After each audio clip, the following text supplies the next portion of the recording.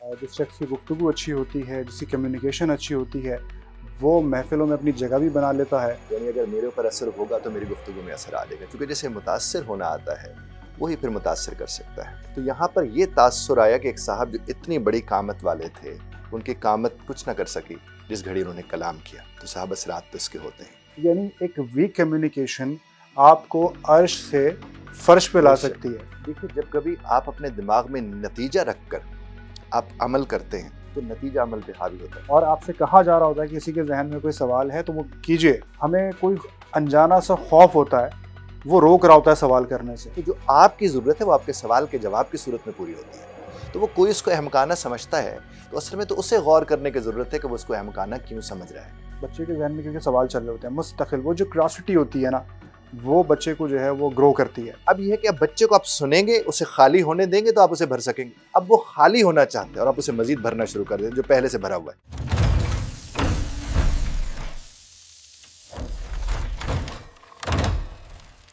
अस्सलाम वालेकुम कारी साहब, आपको पॉडकास्ट में खुश आमदीद कहता हूँ। ऑनर्ड।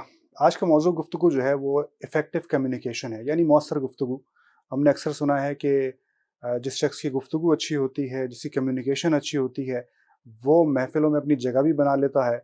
इसी तरीके से उसके जो कारोबार है या अगर वो ऑफ़िस में काम करता है दफ़्तर में, तो वो बहुत अच्छा रिज़ल्ट भी प्रोड्यूस करता है। तो मैं ये समझना चाह रहा हूँ कि ये इफ़ेक्टिव कम्युनिकेशन होती क्या है? और जिसको हम मौसर गुफ्तगू कहते हैं, इसे कैसे डिफ़ाइन किया जाता है? हमें कैसे अंदाज़ा होगा कि हमारी जो गुफ्तगू है वो वाक़ईन मौसर है या मौसर नहीं है, उसको बेहतर करने की ज़रूरत है? तो इस पे कुछ रोशनी डालिए। एक तो बहुत शुक्रिया, आपने दावत दी। मैं आपसे एक बात अर्ज़ करूं कि जिस घड़ी हम कहते हैं कि किसी की बात का असर होता है तो असर होता उसकी बात का है जिसके ऊपर असर होता है। हाँ, हाँ। यानी अगर मेरे ऊपर असर होगा तो मेरी गुफ्तगू में असर आ जाएगा, क्योंकि जैसे मुतासर होना आता है वही फिर मुतासर कर सकता है। वो किसी ने बड़ी अच्छी बात किसी ने की थी कि पहले इश्क होता है दिले माशूक में पैदा। तो जब उसके अंदर वो ना, उसने जाकर फिर आपके अंदर वो जो लहरें पैदा करनी होती हैं। बाकी जहाँ तक ताल्लुक है कि इफ़ेक्टिव कम्युनिकेशन के असरात क्या होते हैं, तो बड़ी अच्छी बात एक साहब ने कही। एक मौलवी साहब किसी महफिल में बैठे हुए थे, तो एक देर थोड़ी सी देर में एक साहब तशरीफ़ लाए, बड़े दराज कामत, यानी वो तेरी कामत ने क़यामत को निदामत बख्शी, इतने सोहनी कामत हाय, वाले। हाय। वो जब वो तशरीफ़ लेकर आए तो सब खड़े हो गए उनके उसमें। तो उन्होंने तलबा को भी कहा को पानी ले आइए वगैरह सब कुछ। तो उसके बाद उन्होंने कहा कि क़िबला आपका नाम क्या है? तो उन्होंने आगे से कहा मुल्ला यूसुफ, मुल्ला जो सी यूसुफ। तो उन्हें जितने भी बच्चे बैठे थे उन्होंने कहा बैठ जाइए। मैं तो समझा मौलवी यूसुफ आए होंगे, ये तो मुल्ला यूसुफ आ गए। अच्छा। अब आप देखिए कि इतनी कामत धड़ाम से नीचे गिरी जी।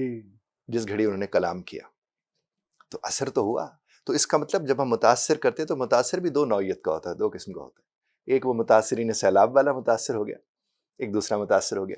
तो यहाँ पर ये तासुर आया कि एक साहब जो इतनी बड़ी कामत वाले थे, उनकी कामत कुछ ना कर सकी जिस घड़ी उन्होंने कलाम किया। तो साहब असरात तो इसके होते हैं। इसका मतलब यहाँ पर भी कम्युनिकेशन इफेक्टिव थी, लेकिन उसका असर ज़रा दूसरी तर्ज का था। दूसरी बात यह है कि मैं आज जितने भी हमारे ख़ास तौर पर जो एंकर पर्सन हैं या बाकी लोग हैं या जितने भी बोलने वाले लोग हैं, हम उनसे ये बात कहते हैं कि अगर आप 80 और 90 की दिहाई के ड्रामास देख लें, उसमें जो लबो लहजे के ऊपर काम होता था वो इफेक्टिव कम्युनिकेशन होती थी। जी, जी, जी। और आज तो किबला ये होता है कि लोग कहते कि तुम्हें समझ आ गई है ना, तो बस यही मेरा मकसद था। ये मकसद नहीं होता है। आपका लबो लहजा, आपका उतार चढ़ाव आवाज़ का, इसका बड़ा किरदार है आपकी ज़िंदगी में। और ये किरदार जब आपकी ज़ात के साथ किसी तरह से जुड़ा होता है तो फिर वो बाकी ज़ातों को बेहतर से बेहतर मुतासर करता है। दूसरा, इफेक्टिव कम्युनिकेशन वाले लोग जब अच्छे लोगों को सुनते हैं ज़ाहिर मुतासर होते हैं, साथ ये पढ़ते भी हैं, सुनते भी हैं, पढ़ते भी हैं। चूँकि जब आप पढ़ते हैं तो आपके अंदर वो बुर्दबारी आती है, सुनने से भी आती है लेकिन पढ़ने से ज़्यादा बुर्दबारी आती है, फिर ज़ाहिर उसके असरात मुरतब होते हैं। यानी आप ये कह रहे हैं कि जो इफ़ेक्टिव कम्युनिकेशन है, उसमें मुताले का बहुत किरदार है कि जो शख्स अगर अच्छा बोलना चाहता है, तो वो अच्छा पढ़ना सीखे। ये बहुत ज़रूरी है। बिल्कुल जनाब वाला, वो अगर अच्छा पढ़ेगा नहीं तो वो तफ़हीम से कैसे आशना होगा। देखिए ना, जिस घड़ी आपको तफ़हीम होती है आपके साथ के साथ जुड़ी हुई, तो फिर आप किसी के फ़हम के साथ कोई किरदार अदा कर सकते हैं ना। अगर आप तफ़हीम के मराहिल से गुजरे नहीं तो किसी को आप कैसे तफ़हीम के मराहिल से गुजार सकते हैं। तो ये तो इसलिए मैं अक्सर लोगों से कहता हूँ कि कुरान करीम से बड़ी हिदायत की किताब तो कोई नहीं ना जनाब वाला। हर घर में हिदायत की किताब मौजूद है, लेकिन हिदायत हर घर में नहीं है। किताब तो मौजूद है जनाब, اس لیے وہ کسی نے کہا کہ لفظ تو لفظ ہی سکھاتے ہیں، آدمی آدمی بناتے ہیں. تو آپ کے ارد گرد جو لوگ بیٹھے ہوتے ہیں، جس طرز پر اسے سنتے ہیں، سمجھتے ہیں، اور پھر وہ آپ کو اس طرز پر سمجھانے کی کوشش کرتے ہیں، تو اس سے فرق پڑتا ہے. بہت خوب. اچھا، آپ نے بھی ایک مثال دی ہے، وہ جو ملا جاسم کی آپ نے مثال دی، بڑی خوبصورت مثال ہے. اس سے میرے ذہن میں ایک سوال ہی آیا کہ جہاں پہ افیکٹو کمیونیکیشن ہوتی ہے تو وہیں پہ ویک کمیونیکیشن بھی ہوتی ہے. یعنی ایک شخص ہے جس کی بڑی اچھی پرسنالٹی ہے، اور وہ جب روم میں داخل ہوا ایک اورا اس نے کریٹ کیا اپنا، لیکن جیسے ہی اس نے کلام شروع کیا اس نے اپنے ساری پرسنالٹی کو جو ہے وہ ڈسٹروائے کر دیا. آرام سے گر گئے. تو یعنی ایک ویک کمیونیکیشن آپ کو عرش سے فرش پہ لا سکتی ہے. بے شک ایسے کہ ویک کمیونیکیشن کا کردار صرف محفلوں میں ہی ہوتا ہے یا وہ کاروبار زندگی میں بھی آتا ہے؟ گھر میں بھی اس کے اثرات ہوتے ہیں؟ مثلا گھر میں جو اکثر لوگوں کے ناچاکیاں رہتی ہیں، لڑائی جھگڑے ہو رہے ہوتے ہیں، کیا اس میں بھی کمیونیکیشن کا کردار ہوتا ہے؟ یہی میری جان، بالکل یہی ہے. میں نے ایک آرٹیکل لکھا تھا آج سے کئی برس پہلے، اور اس میں نے کہا تھا کہ لفظوں سے زیادہ لہجے لہو لہان کرتے ہیں. لفظ تو ہیں ہی ہیں، کمیونیکیشن از آل اباؤٹ لہجہ، کہ آپ کس طرز پر لفظوں کو دیکھیں. آپ کے اگر گفتگو میں ٹھہراؤ ہے نا تو آپ کی بات ٹھہرے گی جا کر دل و دماغ میں، اور اگر آپ کے یہاں بہت تیزی پائی جاتی ہے تو وہ تو تیزی سے تیرتی ہوئی چیزیں آگے چلی جائیں گی. اب ہسبینڈ وائف کے درمیان جتنے بھی معاملات ہوتے ہیں اکثر دونوں یہ کہتے سنائی دیتے کہ میرا یہ مطلب نہیں تھا. جی تو اس کا مطلب جی وہ کمیونیکیشن ٹھیک نہیں تھی، تو مطلب کوئی اور نکل آیا نا. اسی طرح سے والدین اپنے بچوں کے ساتھ جب گفتگو کرتے ہیں، اب جب والد اپنے بچے سے کہے کہ تمہیں میری بات سمجھ نہیں آ رہی، تو یہ جملہ تو والد کو اپنے آپ سے کہنا چاہیے. جب سمجھانے والے کو سمجھ نہیں آ رہی کہ سمجھانا کیسے ہے، تو الزام تو سمجھانے والے کے سر جائے گا اور وہ سمجھنے والے کے سر دھر دیا جاتا ہے. اسی طرح سے آپ دیکھ لیے کاروبار زندگی جتنے بھی ہیں، آپ دیکھیں جہاں بھی ہوتے ہیں، یہ جو سیلز کے لوگ ہیں یہ کمیونیکیشن سکھاتے ہیں اور کچھ نہیں سکھا رہے ہوتے.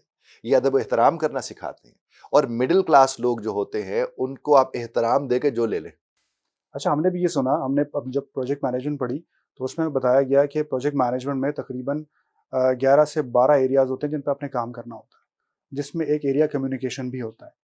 لیکن اس کمیونیکیشن مینجمنٹ کا جو رول ہے وہ پوری پروجیکٹ مینجمنٹ میں 90% ہے. اللہ آپ خود اندازہ لگا رہے جی اس کی اہمیت سے. جی، تو ہمیں اندازہ ہوا کہ جو پروجیکٹ مینجمنٹ ہے یا جو مینجمنٹ ہے وہ بیس ہی کمیونیکیشن کے اوپر کرتی ہے، باقی ساری چیزیں اس کے اوپر کھڑی ہوئی ہیں. اس میں کوئی شک ہی نہیں. دیکھیں جب کہہ دیا گیا کہ حیوان ناطق کہا گیا ہمیں، یعنی جانور اور انسان کے فرق میں جب بات آتی ہے تو یہ ایک بنیادی فرق باقی فرق میں سے ہی سامنے آتا ہے کہ ہم کلام کر سکتے ہیں. تو جس کو کلام کی توفیق دی گئی ہے اسے تو کلام پر ہی کام کرنا چاہیے نا زیادہ سے زیادہ. لیکن ہمارے یہاں ایسا ہے نہیں شاہ صاحب. ہمارے ہاں چیزوں کو بڑے مختلف طریقے سے دیکھا جاتا ہے. ہم یہ کہتے ہیں کہ جب ہم نے بات کسی بھی طرز پر کسی تک پہنچا دیا تو صرف بات پہنچانا مقصد تھا. نہیں، بات کے ساتھ اس کی تاثیر پہنچانا مقصد ہوتا ہے، اس کا اثر وہاں تک لے جانا مقصد ہوتا ہے تاکہ وہ دیر پا رہے. آپ نے اکثر دیکھا ہوگا یہ جتنے موٹیویشنل سپیکرز ہوتے ہیں ان کی بات میں ایک اثر ہوتا ہے، لوگ متاثر ہو جاتے ہیں، اس وقت پتہ نہیں کیا کیا کرنے کو گزرتے ہیں، اور اس کے بعد وہ مورد الزام اسی موٹیویشنل سپیکر کو ٹھہراتے ہیں کہ 2 دن تو ہمارے اندر وہ چیز رہی، پھر اس کے بعد ہم وہ نہ رہے. تو ہم ان سے یہ بات عرض کرتے ہیں کہ ان کا کام صرف اتنا ہی تھا، کیری تو آپ نے کرنا ہے، اور اگر اس میسج کو آپ کو سمجھ آیا، آپ اسے کیری کریں گے تو پھر آپ بہت سو کے لیے آپ بھی موٹیویشنل سپیکر ہوں گے. Otherwise is always otherwise. اچھا، ساتھ ساتھ ہم نے یہ بھی دیکھا کہ مثلا کئی جگہوں پہ ایسا ہوتا ہے کہ لوگ اپنے دوستوں میں ہوتے ہیں تو وہ بڑے کانفیڈنٹ ہوتے ہیں، بڑا ان میں اعتمادی ہوتی ہے، خود اعتمادی بھی ہوتی ہے. لیکن اکثر جگہوں پہ ایسا ہوتا ہے کہ وہ جب کسی ایسے شخص سے ملتے ہیں کہ جو اسٹیٹس میں ان سے بڑا ہوتا ہے یا کسی ایسے آفیسر سے ملتے ہیں تو وہ اس سے اتنا مروب ہو جاتے ہیں کہ ان کی ساری خود اعتمادی غائب ہو جاتی ہے. یعنی وہ کانفیڈنٹلی اس سے بات ہی نہیں کر پاتے ہیں یا وہ اپنا مدعا بیان نہیں کر پاتے ہیں. تو اس کے پیچھے کیا ہوتا ہے؟ یہ کیونکہ سب کے ساتھ ایسا نہیں ہوتا، لیکن اکثریت جو ہے وہ اس مسئلے کا شکار رہتی ہے کہ وہ کسی بڑے شخص سے ملتے ہیں تو وہ اتنا اس سے مروب ہو جاتے ہیں کہ ان سے بات نہیں کی جاتی ہے. اس کا کوئی حل ہے ہمارے پاس؟ پہلے تو ہم اس کو سمجھتے ہیں ایسا ہوتا کیوں ہے. دیکھیں جب کبھی آپ اپنے دماغ میں نتیجہ رکھ کر آپ عمل کرتے ہیں تو نتیجہ عمل پہ حاوی ہوتا ہے. جی جی وہ اس کا ہے نا کہ اگر آپ سفر کر رہے ہیں اور منزل آپ کے دماغ میں، آپ سفر سے لطف نہیں لے سکتے، اور اگر آپ سفر سے لطف لے رہے منزل پر پہنچیں گے تو منزل کو انجوائے کریں گے. خوب خوب. وہ بڑا خوبصورت ایک پنجابی کا ہے کہ کی دساں کی شوق سفر دا لا گیا دل نو چاٹ. چاٹ کہتے چسکے مزے کو.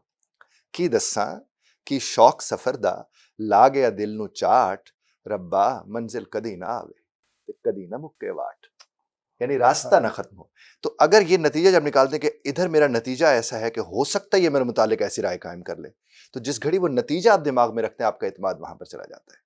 اگر آپ نتیجے کو یہ رکھیں کہ جو بھی نتیجہ نکلے گا مجھے اپنے عمل کے ساتھ محبت کرنی ہے، پھر آپ کسی سے کبھی خوف زدہ نہیں ہوں گے. کوئی لمبی چوڑی بات اس کے اوپر نہیں ہے. میں اکثر لوگوں سے کہتا ہوں کہ آپ نے اچھے سوٹ ووٹ پہنے ہوئے تو آپ کہیں بھی جا کے انٹرویو دے دیا کریں، اور وہ انٹرویو شاندار ہوگا چونکہ آپ کے دماغ میں نتیجہ وہ نہیں ہے کہ نوکری ملے گی یا نہیں ملے گی. اس طرح کسی افسر سے بات کرتے ہوئے اگر آپ اس کا احترام قائم رکھتے ہوئے اپنی بات اس کے سامنے رکھتے ہیں اور یہ ذہن میں رکھ لیتے کہ زیادہ سے زیادہ یہی کرے گا، نہیں مانے گا. یعنی نتیجے کا خوف ہمیں جو ہے وہ خوف زدہ کرتا ہے، وہ جناب ہمارے عالی، اعتماد کو جو ہے وہ خراب کرتا ہر جگہ پر ایسے ہی، صرف ادھر نہیں. آپ کچھ بھی زندگی میں کر لیں، ہے. نتیجے کا خوف. اب دیکھیں ہمارے کیمرے والے دوست ہیں، اب کیمرہ فکس کرتے کرتے انہیں ہو کہیں میرے ہاتھ سے گر نہ جائے تو ان کے ہاتھ سے اعتماد چلا جائے گا. اچھا، مجھے اس پہ ایک بات یاد آئی کہ وہ کہتے ہیں کہ جب آپ اسکیئنگ کر رہے ہیں ہاں اور جی، اسکیئنگ کرتے ہوئے اگر آپ کا دھیان درختوں پر ہوگا تو آپ کسی نہ کسی درخت سے ٹکرا ہی جائیں گے، ٹکرائی جائے گی، لیکن اگر آپ کا دھیان راستے پر ہوگا آپ کبھی نہیں تو ٹکرائیں پھر گے. آپ کبھی بھی نہیں ٹکرائیں گے. تو بڑی آپ کا اچھی مثال آپ نے فوکس جو ہے وہ ہاں، راستے پہ ہونا چاہیے، جناب عالی، آبسٹیکلس پہ نہیں ہونا چاہیے. جناب عالی. اور ہماری تو زندگی کا فنڈا یہی ہے نا جی کہ ہم دیکھتے کہیں ایسا نہ ہو جائے، کہیں ویسا نہ ہو جائے. ہم جب اس طرز پر اپنی زندگی کو دیکھنا شروع کرتے ہیں تو پھر ایسا یا ویسا میں سے کچھ نہ کچھ تو ہونا ہی ہوتا ہے، وہ پھر کچھ ہو جاتے ہیں. اور یہی بات ہم اپنے بچوں کو بتاتے ہیں. سلیقہ ضرور دیں بچے کو بات کرنے کا، لیکن ساتھ ہی ساتھ اس کی زندگی میں یہ بات لے کر آئیں کہ بھائی تجھے بات کرنی ہے، جو من میں بات آئی ہے اس کو اچھے سلیقے سے پیش کرے تاکہ کل کو یہ پچھتاوا نہ ہو کہ میں نے اس وقت بات کیوں نہیں کی تھی. میں بچوں کے حوالے سے بات کروں گا، یہ بہت امپورٹنٹ آپ نے بات کی ہے، لیکن آپ کی پچھلی بات سے نا ایک سوال میرے ذہن میں آ رہا ہے اور وہ سوال سے ہی ریلیٹڈ ہے. جناب علی، یعنی جو معاملہ لوگوں سے بات کرنے میں ہے وہی سوال کرنے میں بھی ہے. ہم نے اکثر محافل میں دیکھا ہے، اکثر سیمینارز میں ہوتا ہے، کانفرنسز میں ہوتا ہے، کلاس رومز میں یہ ہو رہا ہوتا ہے کہ سوال کرنے کا موقع ہوتا ہے اور آپ سے کہا جا رہا ہوتا ہے کہ کسی کے ذہن میں کوئی سوال ہے تو وہ کیجئے. ہمارے ذہنوں میں سوال ہوتا بھی ہے، ہم پوچھنا بھی چاہتے ہیں، تشنگی بھی ہوتی ہے، لیکن ہم نہیں پوچھ پاتے، ہم بات ہی نہیں کر پاتے ہیں. وہاں پہ ہمارے ذہن میں طرح طرح کی چیزیں آ رہی ہوتی ہیں، ہمیں کوئی انجانا سا خوف ہوتا ہے، وہ روک رہا ہوتا ہے سوال کرنے سے. تو وہ خوف کیا ہوتا ہے؟ ہم کیوں سوال نہیں کر پاتے ہیں؟ اگین وہی جس نے میں نے پہلے آپ سے عرض کیا کہ ہمیں سوال کرنے میں جو سب سے بڑا خوف ہوتا ہے کہ جو ارد گرد بیٹھے لوگ ہیں وہ ہمارے سوال کو کیسے دیکھیں گے. پھر وہی نتیجہ آ گیا. اچھا وہ جو سامنے صاحب بیٹھے ہو سکتے ہیں اس کا وہ جواب ہی نہ دے ہمیں تو ہماری بےزتی ہو جائے گی. تو نتیجے کا خوف آپ کو سوال نہیں کرنے دیتا ہے. لیکن آپ کے اسی سوال سے میں فائدہ اٹھاتے ایک اور بات بھی عرض کروں گا، لوگوں کو سوال بھی تو نہیں کرنا آتا نا. جی یعنی سوال ہوتا ہے، سوال کی جس طرح اسٹرکچر کرنا ہے وہ نہیں آتا. جب انہیں نہیں آتا تو سوال تک پہنچنے سے پہلے انہیں گفتگو کرنی پڑتی ہے، تمہید باندھنی تمہید پڑتی باندھنی پڑتی ہے ہے. تاکہ کسی طرح وہ سوال تک آ جائے.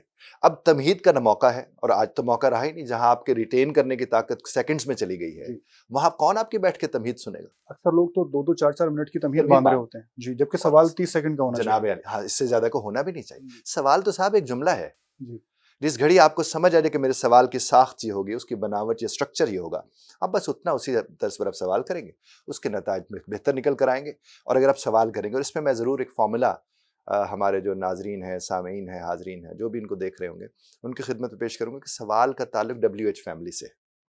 جی یہ کیا، کیوں، کہاں، کب، کیسے، کیسے؟ یہ آپ کو پتا ہونا چاہیے. اچھا اب جب آپ کو یہ پتا ہے تو آپ اگر اس کو شروع ہی وہیں سے کریں گے تو وہ ختم ہو جائے گا.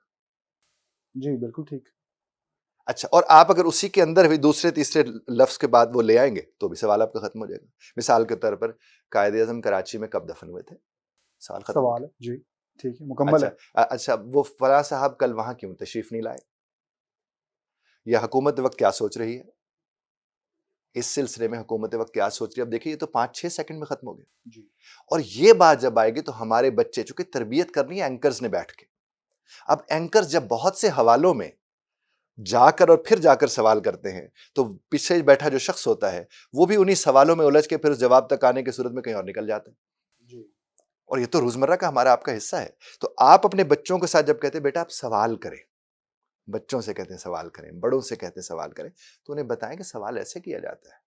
یہ آپ کے سامنے ہم نے رکھ دیا، کیا، کیوں. میں تو اکثر لوگوں سے کہتا ہوں ڈائننگ ٹیبل جو آپ کی ہے اس کے ارد گرد کیا، کیوں وغیرہ لگا دیں، اور وہاں پر جب بیٹھیں تو اپنے کہیں بیٹا کیا سے کوئی سوال کر کے دکھاؤ، کوئی کیوں سے کر کے دکھاؤ، کوئی کب سے کر کے دکھاؤ، تاکہ تمہاری تربیت ہو. تم جب باہر جاؤ تمہیں سوچنا نہ پڑے، تمہارے پاس مائک بھی ہے تو تمہیں پتہ میں نے کہاں سے سوال کرنا اور اٹھانا ہے.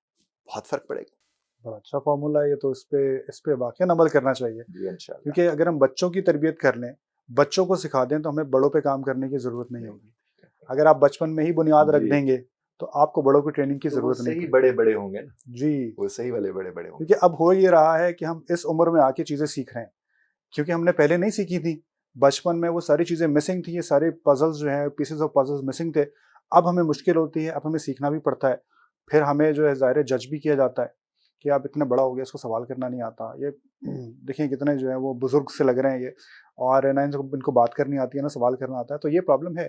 اچھا، ایک چیز تو جو واضح ہوتی ہے ساری گفتگو سے، یہ آپ کی بات سے، وہ یہ کہ سوال کرنے کا سلیقہ آنا چاہیے. جناب علی. سوال آپ ضرور کریں لیکن سلیقے کے ساتھ. ایسا ہو کہ وہ گفتگو کو کسی اور جانب نہ لے کے جائے، جناب علی. آپ اپنے موضوع پہ رہیں. ایک چیز یہ ضروری ہے.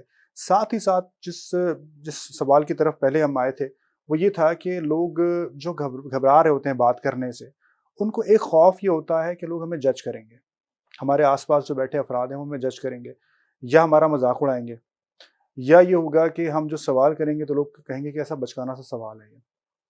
مجھے ایک مثال یاد آ گئی، وہ یہ کہ ایک خوف یہ ہوتا ہے کہ لوگ ہمیں کہیں گے کہ جو سوال یہ کیا ہے کہ ایسا احمقانہ سوال ہے.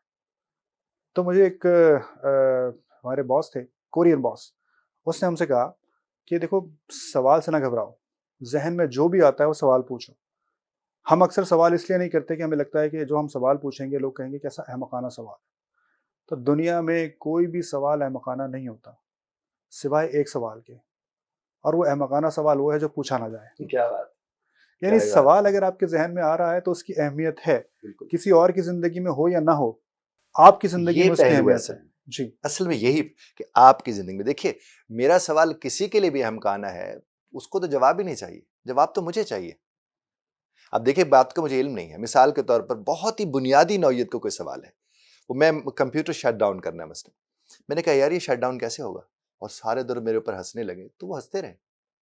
مجھے مسئلے میرے کا حل چاہیے، میرے سوال کا مجھے جواب چاہیے.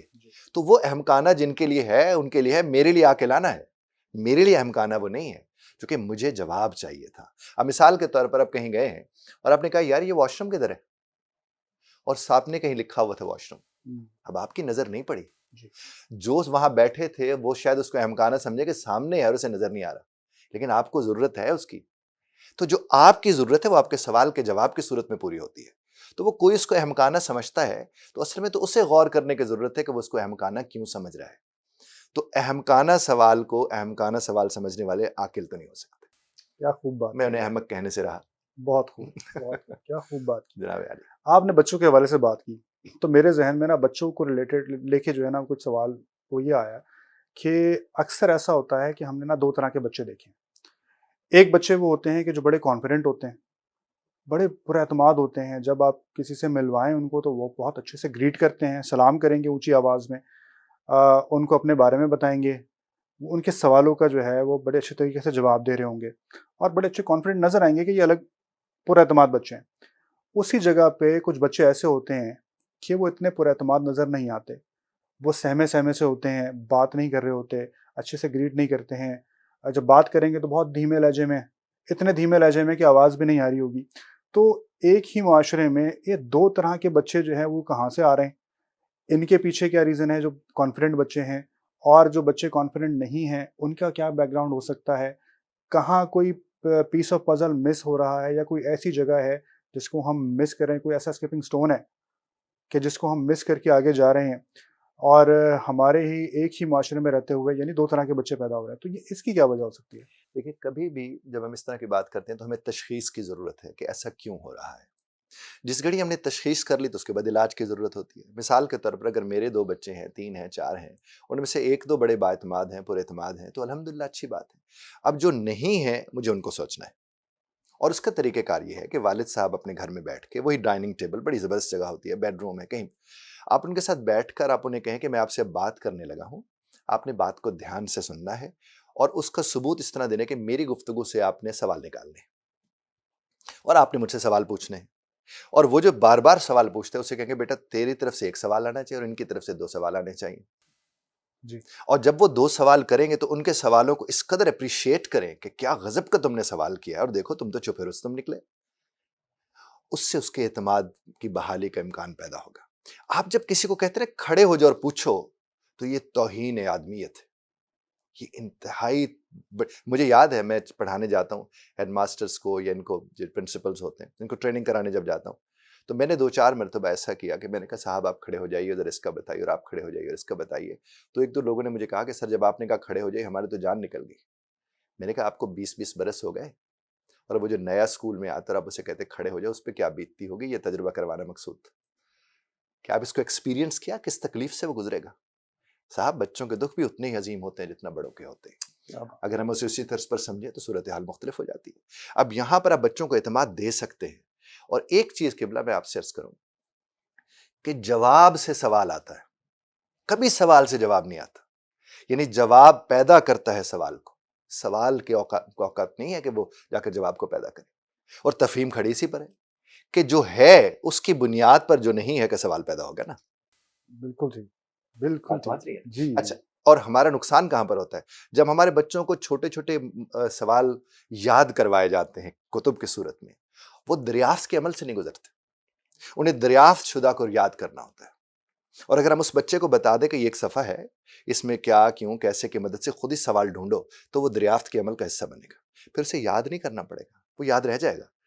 اور ہمارا استاد کا تو میں اس لیے بھی احترام کرتا ہوں کہ وہ واقعی تبدیلی چاہتے ہیں, ایڈمنسٹریٹرز نہیں چاہتے. جو کہ ایڈمنسٹریٹرز کی پوری جو ان کی وہ ہے کامیابی ہے وہ اگلے کی ناکامی سے جڑی ہوئی ہے. یعنی بچے اگر کامیاب ہوتے جائیں گے تو وہ کہاں سے کامیاب ہوں گے جی, تو اس کی ناکامی کے ساتھ اس کا ادارہ جڑا ہوتا ہے. استاد ایسا نہیں سوچتا ہے. استاد نارملی یہ چاہ رہا ہوتا ہے لیکن وہ مجبور ہوتا ہے. تو میں اکثر اساتذہ سے کہتا ہوں کہ ہم تو اس لیے جا کر پڑھانے لگتے ہیں کہ کہیں سے سمجھ نہ آ جائے. اس سے پہلے کہ اسے سمجھ آ جائے ہم ہی اس کو پڑھا دیں. اس سے وہ بورڈ بھر دیتے ہیں, وہ خطاب فرما دیتے ہیں, وہ سب کچھ کر دیتے ہیں. اور اگر اسی بچے کو وہ کہہ دے کہ صاحب یہ جو پہلا چیپٹر ہے اس کی مدد سے ایسے ایسے سوال کیوں کیا کی مدد سے بن سکتے ہیں, 4 ہم تمہیں بنا کے دیتے ہیں اور بیٹھ کے بناؤ, وہ تو صاحب 1-2-4 دنوں کے اندر کتاب ختم کر لے. اور میں تو ہر جگہ جا کے یہ کہہ رہا ہوں کہ 70-80 صفحوں کی کتاب کو پورے 12 مہینوں پہ تقسیم کس نے کیا ہے؟ یہ فیصلہ کس نے کیا کہ 100 صفحے 12 مہینے میں پڑھنے اس نے, یا 150 صفحہ 12 مہینے میں اس نے پڑھنا ہے؟ تو کہاں سے اس کے اندر وہ اعتماد آئے گا؟ اس نے تو رٹا ہوا ہے. دریافت کے عمل سے وہ گزر ہی نہیں رہا ہے. اور دریافت کا عمل ہی تو سیکھنے کا عمل ہوتا ہے. بالکل ٹھیک. یعنی یہ اسکولنگ سسٹم جو ہے ہمارا یہ بھی اپنا کردار پلے کر رہا ہے, کیونکہ ہم نے دیکھا ہے بہت زیادہ. جب ہم باہر جاتے ہیں دیگر ممالک میں جاتے ہیں اور بڑے ہو کے جاتے ہیں یقیناً, وہاں جو کمپٹیشن ہے وہ بہت ہائی ہے اور ہمارا اپنا جو ایپٹیٹیوڈ ہے وہ بہت ہی لو ہے. یعنی ہمارا آئی کیو بھی لو ہوتا ہے, ہمارے وہ جو ایک ریسرچ کی ایک اسکل ہوتی ہے وہ اتنی کمزور ہوتی ہے کہ جو باقی چیزیں جو باقی لوگ جس طریقے سے کام کر رہے ہیں یا وہ سوال کرتے ہیں, وہ تحقیق کر رہے ہیں, وہ مطالعہ کر رہے ہیں, ہمارے یہاں ایسا نہیں ہے. ہم جواب ڈھونڈ رہے ہوتے ہیں کہ ہمیں کہیں سے جواب مل جائے اس کا. اب ہم گوگل کریں گے, اب ہم چیٹ جی پی ٹی کریں گے, یا پھر ہم لوگوں سے پوچھتے پھریں گے.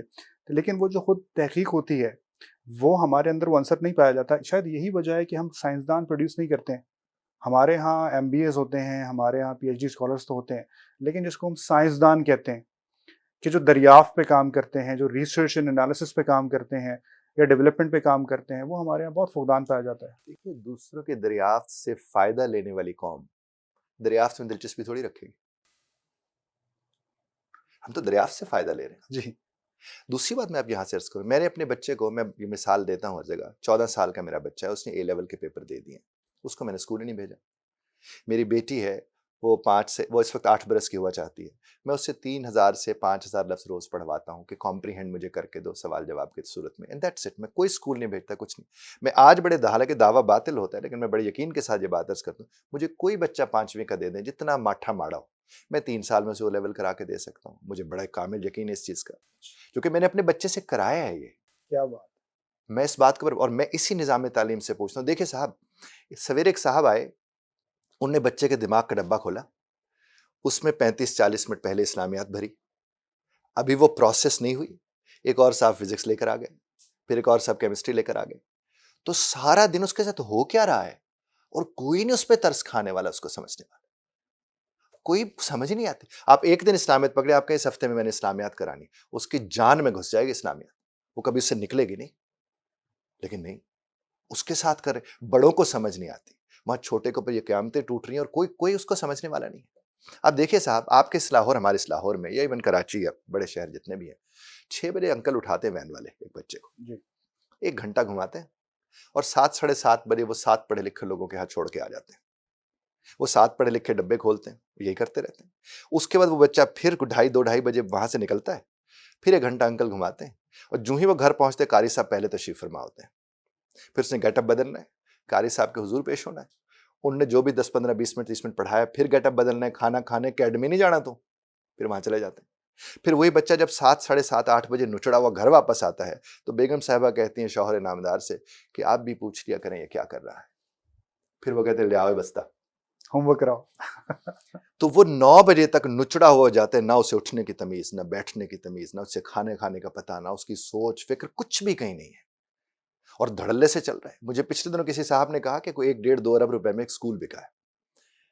تو کہنے لگے سر اتنے پیسے میں بک گیا. میں نے کہا انہیں اسے والدین پر اعتماد ہے کہ وہ ان سے نکلوا لے گا، کیونکہ تفہیم سے ہٹا کے آپ سکول چلا پا رہے ہیں. جو ہی آپ تفہیم کی طرف جائیں گے، یہ دنوں میں یہ معاملات طے پا جائیں گے. اور میں تو کہتا ہوں وقت بچا لیں اپنے بچے کا اس وقت. اس کو جب یہاں آپ کا بچہ 8ویں پہ پہنچتا ہے، وہاں ہمارے حساب سے او لیول کر جائے گا. تو او لیول آپ کا بچہ کر گیا ایک دفعہ سے. او لیول بھی اس لیے کہہ رہا ہوں کہ وہاں وہ قدغن پابندیاں اس طرز کی نہیں ہے جو ہمارے نظام تعلیم میں جی موجود ہے.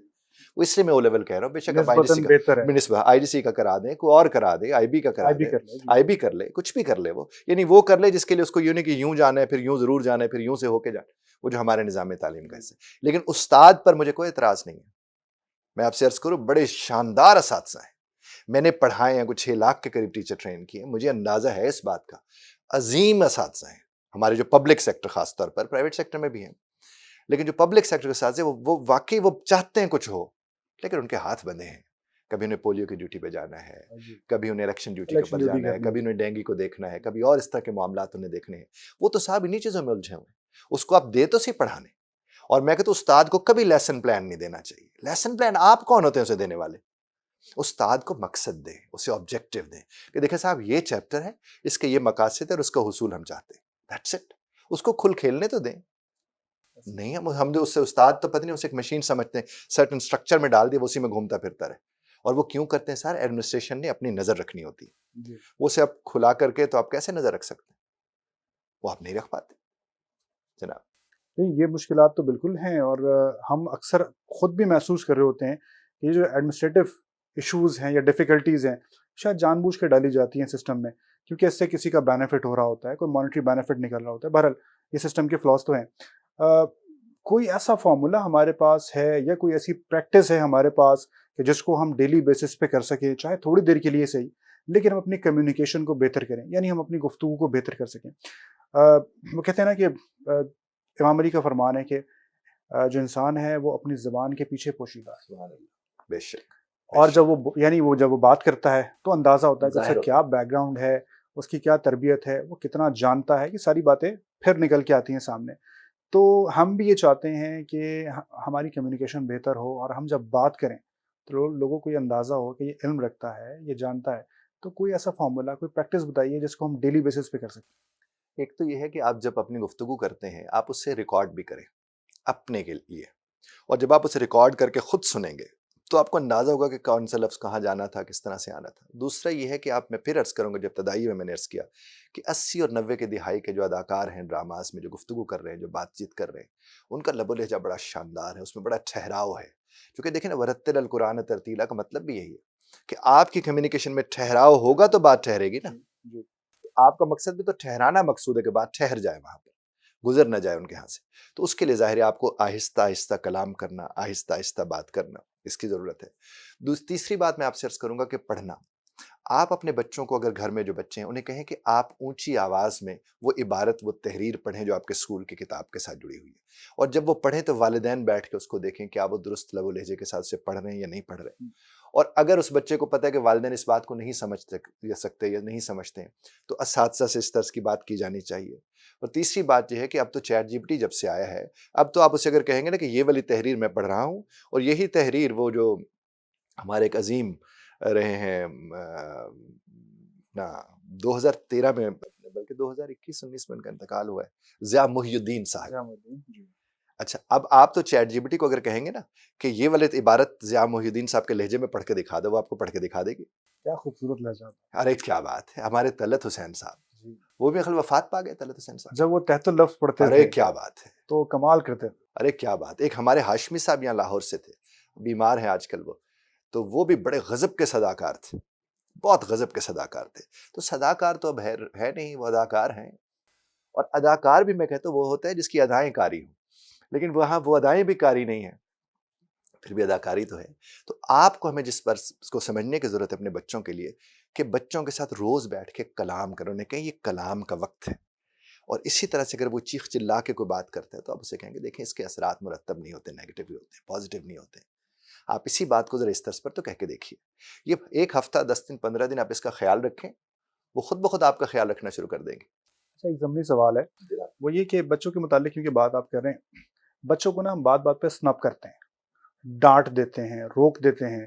یعنی بچہ سوال کر رہا ہوتا ہے، ہم کہتے ہیں تم ہر وقت کیا شور مچاتے رہتے ہو، تھوڑی دیر خاموش ہو جاؤ، چپ ہو کے بیٹھ جاؤ. اکثر ہوتا ہے نا، اکثر ایسا ہوتا ہے کہ وہ ڈائننگ ٹیبل پہ بھی آ کے بیٹھتے ہیں اور کھانے پہ بچے کے ذہن میں کیونکہ سوال چل رہے ہوتے ہیں مستقل، وہ جو کریوسٹی ہوتی ہے نا وہ بچے کو جو ہے وہ گرو کرتی ہے.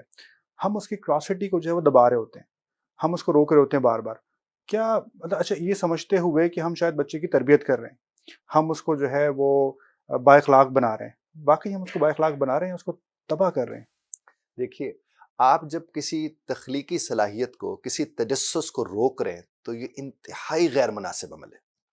اب جب یہ غیر مناسب عمل آپ کر رہے ہیں تو آپ یہ کیسے سمجھ سکتے ہیں اس کا نتیجہ بہتر نکلے گا؟ ہوا صاحب یہ، میں نے اس کے اوپر بھی ایک آرٹیکل لکھا تھا، not trained to be trained. یعنی ہماری اتنی بھی تربیت نہیں ہوئی کہ ہماری تربیت کی جا سکے، چونکہ اس کے لیے بھی تربیت کی ضرورت ہے. اچھا لیکن والدین تو سمجھتے ہیں کہ ہم بڑا اچھا کام کر رہے نہیں، ہیں غلط سختی کر کر رہے ہیں کے، صاحب، وہ غلط کر رہے وہ ہیں. غلط ہے. اب چونکہ ہم خود والدین ہیں نا، ہم یہ بات کہہ سکتے ہیں. دیکھیے جب بچہ آپ کے پاس آتا ہے تو ایک ایکسائٹمنٹ ہوتی ہے اس کے پاس، اور وہ رب کائنات کا انتظام ہے کہ آپ ایکسائٹڈ ہوں، آپ پریشان ہیں، آپ کی پریشانی ہٹا رہا ہوں اس کے ذریعے. اور دیکھیں جو رب کی طرف سے آیا ہے اس کا مطلب وہ دریافت کرنے پہ یقین رکھتا ہے، اور ہم اس کی دریافت پر پابندی لگا دیتے ہیں. اب اس نے آپ سے جو بھی سوال کیا ہے اگر اسی ایکسائٹمنٹ سے آپ اسے جواب دیں تو اس کا مطلب ہوگا، جیسے دیکھیں کیا خوبصورت بات، رب کائنات کے لیے کیا ہوا ہے. آپ نے اس سمیع و علیم اور علیم و خبیر، ذرا غور تو فرمائیے، سبحان اللہ، سبحان کہ اللہ. یعنی سنتا ہے، علیم علم اور پھر خبر. یعنی جس نے سنا اس کے پاس علم ہوتا ہے، اور جس کے پاس علم ہوتا ہے وہ خبر دینے لائق ہوتا ہے. یہ تقسیم ہوئی نا. واہ. آپ ذرا اس پہ غور کیجئے، ایک بچہ جب بات آپ سے کر رہا ہے تو رب آپ کو کہہ رہے کہ اب عبد السمیع بن جاؤ. جی کیا بات. عبد السمیع بنو گے تو عبد العلیم بنو گے، اور عبد العلیم ہوگے تو عبد الخبیر ہو سکتے اور تو نہیں ہو سبحان سکتے. اللہ. سبحان ایسی تقسیم ہے. سبحان اللہ. اب یہ ہے کہ اب بچے کو آپ سنیں گے، اسے خالی ہونے دیں گے تو آپ اسے بھر سکیں گے. اب وہ خالی ہونا چاہتا ہے اور آپ اسے مزید بھرنا شروع کر دیں جو پہلے سے بھرا ہوا ہے.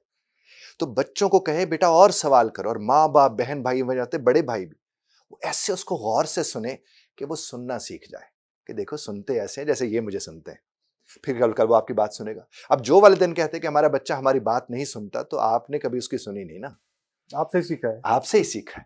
مجھے بلکہ یاد ہے ایک صاحب میرے پاس آئے، والد والدہ کہنے کہ ہمارا بچہ بڑا بدتمیز ہو گیا ہے، بڑی غیر مناسب گفتگو کرتا ہے. اور وہ یہ گفتگو کر رہے ہیں اور میں ان دونوں کو دیکھ رہا ہوں. مجھے کہتے ہیں ہم آپ سے بچے کی بات کریں، آپ ہمیں دیکھ رہے ہیں. میں نے کہا میں سبب دیکھ رہا ہوں. ہاں جی، کیونکہ سبب آپ ہیں نا. تو آپ جب ارد گرد اچھی گفتگو کریں گے تو بچہ اچھی گفتگو سیکھے گا. آپ دیکھیے، آپ اردو میری ظاہر قومی زبان ضرور ہے، مادری زبان تو نہیں ہے. اب اردو اگر میں اچھی بولنے کی کوشش کروں گا اس کا مطلب میں اس کی اہمیت کو سمجھتے کروں گا. میرے ارد گرد اچھی اردو بولی جائے گی، میں اچھی اردو بولنا شروع کر دوں گا. میرے اچھے ارد گرد اچھی پنجابی سندھی سرائکی بولی جائے گی، میں وہی زبان بولوں گا. جو جس طرز کی گفتگو آپ کے ارد گرد ہوتی ہے اسی طرز کی گفتگو آپ کی ذات کا حصہ ہوتی ہے. اور ہمارے یہاں تو بدتمیزی کو بہادری سمجھا جاتا ہے. تو جس معاشرے میں بدتمیزی بہادری سمجھی جائے اس کا تو پھر اللہ ہی حافظ ہے. بالکل ایسے ہی. اور میں سمجھتا ہوں کہ والدین کو اپنے رویے پہ ذرا اثر نو نظر ثانی کی ضرورت ہے، کیونکہ ہم نے نا وہ ایک اتھارٹیرین اپروچ جو ہے وہ اپنائی ہے کہ ہماری جو ہے وہ اتھارٹی رہے بچوں کے اوپر، بجائے اس کے کہ ہم ان سے دوستی کریں. ہم نے ان کو جو ہے وہ اپنا آپ سمجھ لیں کہ غلام جو ہے وہ کنسیڈر کرنا شروع کر دیا ہے. اور ہم نے اکثر والدین کو دیکھا ہے کہ وہ بڑے اچھے اچھے لیکچرز دے رہے ہوتے ہیں جب ہم نجی محفل میں بیٹھے ہوتے ہیں، لیکن جب اپنے بچوں کی بات آتی ہے تو وہ خود فرعون بن جاتے ہیں اور بچوں کو موسیٰ بنایا ہوتا ہے. تو ان کے ساتھ اسی طرح کا جو ہے وہ طرز کر رہے ہوتے ہیں. بہرحال کمیونیکیشن میں سمجھتا ہوں کہ یہ بہت ہی وائٹل جو ہے وہ رول ہے جو والدین اب پلے کر سکتے ہیں. پھر والدین کے بعد پھر اساتذہ ہیں. اساتذہ کے بعد پھر جو ماحول ہے اس بچے میں جو جہاں رہ رہا ہے دوستوں کے ساتھ, اسی طریقے سے جو باقی لوگوں کے ساتھ وہ انٹریکٹ کرتا ہے باہر جا کے, وہاں سے وہ چیزیں سیکھ رہا ہوتا ہے. تو اگر اوور آل معاشرے میں اگر ہم جو ہے وہ بہتری کے لیے کام کرنا شروع کر دیں اور اوور آل کمیونیکیشن کو بہتر کریں تو پوری قوم کا جو ہے مزاج تبدیل ہو جائے گا. سو اس کے اوپر بھی ہمیں کام کرنے کی ضرورت ہے. بہرحال میں یہ چاہتا ہوں کہ ہم کوئی ایسی ٹپس نوجوانوں کو, اور جو بزرگان بھی, یعنی کہ بزرگ تو خیر بہرحال بہت اچھی گفتگو کرتے ہیں, ہم تو اس سے استفادہ حاصل کرتے ہیں ان کی گفتگو سے, لیکن جو نوجوان اپنی گفتگو کو بہتر کرنا چاہتے ہیں ان کے لیے بھی اگر کوئی مشورہ ہو آپ کا کہ وہ بھی اگر کوئی کام کرنا چاہیں, کوئی پریکٹس کرنا چاہیں تو مختصراً. دیکھیے طلعت حسین صاحب کو سنیں, میں تو نہیں کہوں گا, اور جب سنیں تو نوٹس بنائیں. ضیاء محی الدین صاحب کو سنیں تو نوٹس بنائیں. دیکھیے کلام تو انہیں کرنا آتا تھا, اس میں تو کوئی دوسری رائے کوئی نہیں. شک نہیں. اسی طرح سے وہ تمام تر علماء جن سے وہ متاثر ہوتے ہیں, اگر ان کا لب و لہجہ اچھا ہے تو ان کو بھی سنیں تو نوٹس بنائیں اور دیکھیں اس کی نقل کریں. دیکھیں جب آپ اصل کی نقل کرتے ہیں نا تو پھر آپ بھی اصل ہو جاتے ہیں.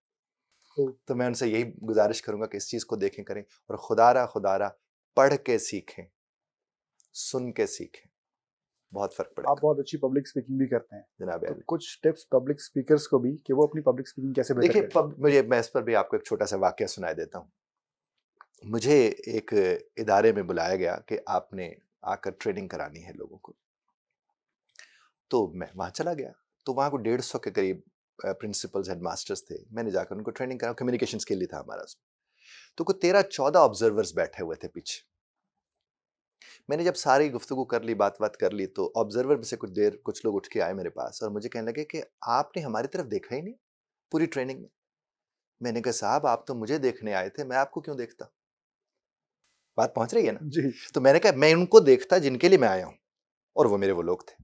اگر پبلک اسپیکر یہ بات ذہن میں رکھ لے, یقین کیجئے اس سے بہتر سٹیج کے اوپر رول کوئی نہیں کرے گا. ہم تو وہاں دیکھتے کہ ہم دیکھ رہے تھے کہ ناقد تو کوئی نہیں بیٹھا, کوئی ہنس تو نہیں پڑا میرے اوپر, کس نے یہ تو بات نہیں کر دی.